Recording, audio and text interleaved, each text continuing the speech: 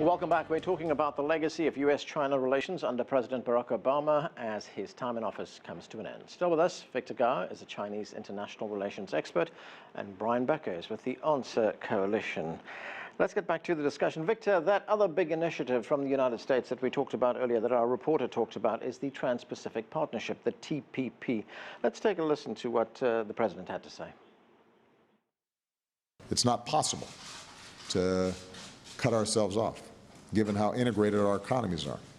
And trying to pull up a drawbridge on trade would only hurt us and hurt our workers. So the answer is to make sure that globalization and trade is working for us, not against us.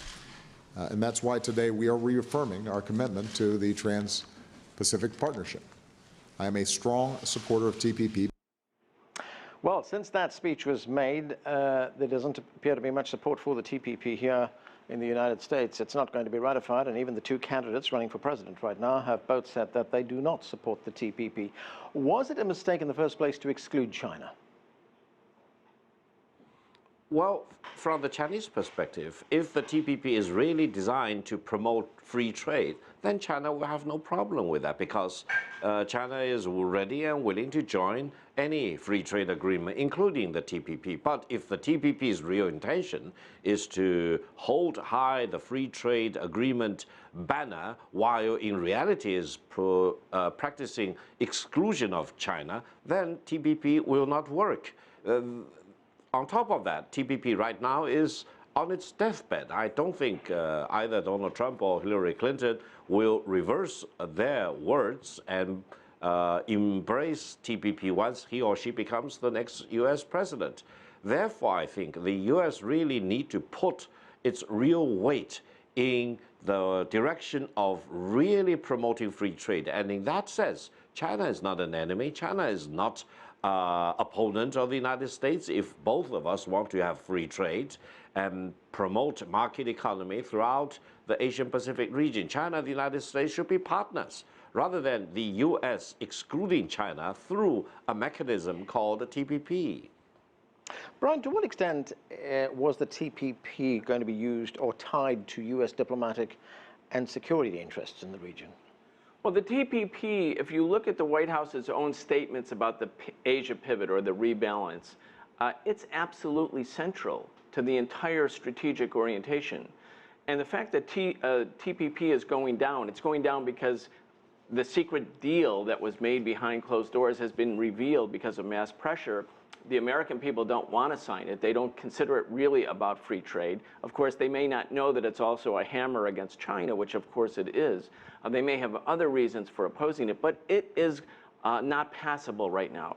So President Obama, and very interestingly, John Kerry, when he spoke last week in his last speech before the Chicago Council on Foreign Affairs, he started his speech, his pivotal speech. He said, we must pass TPP, meaning when?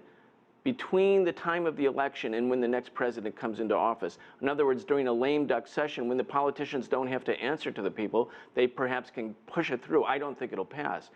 But what's important about the TPP is that it's leveraging an attempt by the United States to tell all of the other countries in Asia who are not China that if you want to have any kind of economic privileged relationship with the United States, you must abide by a trade deal where, as President Obama said, we write the rules. He said, if we don't pass TPP, somebody else will write the rules. That's what the United States government seems to be afraid of. Instead of having mutual respect, as Victor said, instead of having equality between great and small nations, the United States says, we want to write the rules. Why? Should U.S. banks and U.S. corporations always have a privileged position, even in faraway lands like Asia? Of course, the people of Asia don't want that. They want respect. So I think TPP was a way to pull all of those countries into a network dominated by the United States and say to them, you will get privileges, but only if you follow us as junior partners. But now that process, that system, TPP, it's going down. So given the current status of TPP and where it is right now, it's a bit of a setback for the United States, isn't it? I'd say if they say it's central to our Asia pivot and it can't be passed, that means the Asia pivot lacks credibility. Okay, Victor, the other big point of contention between the United States and China, the South China Sea. This is what President Xi Jinping had to say about that issue. 南海诸岛 Islands in the South China Sea, since ancient times, are China's territory. We have the right to uphold our own territorial sovereignty and lawful and legitimate maritime rights and interests. We are committed to maintaining peace and stability in the South China Sea, managing our differences and disputes through dialogue and negotiation.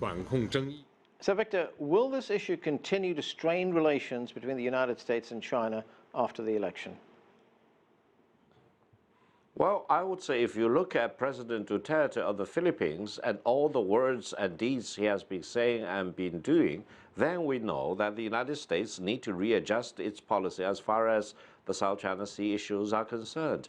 Yes, indeed, there is the territorial dispute between China and the Philippines involving some part of the South China Sea, but the better way is not to instigate a war between China and the Philippines with the United States hiding in the back of the Philippines, because that would be disaster for both China and the Philippines as well as for the United States. The better way is always to take the highway to re-engage with each other between China and the Philippines, to use diplomacy and goodwill and negotiations. And even though we may not be able to overcome all the territorial disputes between China and the Philippines in a while, we can focus on development. We can encouraging the Chinese enterprises to work together closely with the Filipino counterparts to beef up the infrastructure, to increase Filipino trade to China, for example. There is huge demand for Filipino services and goods from the Philippines to mainland China. That's the better way.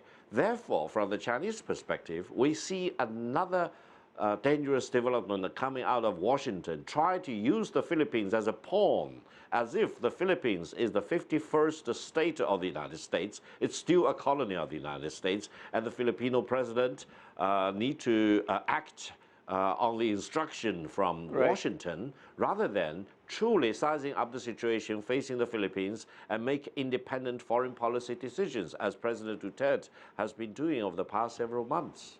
Right, right. There was one positive development in the relationship between the United States and China, and that is the Paris Accord on climate change. Here we have these two countries which pushed it, worked for it, and they got a deal.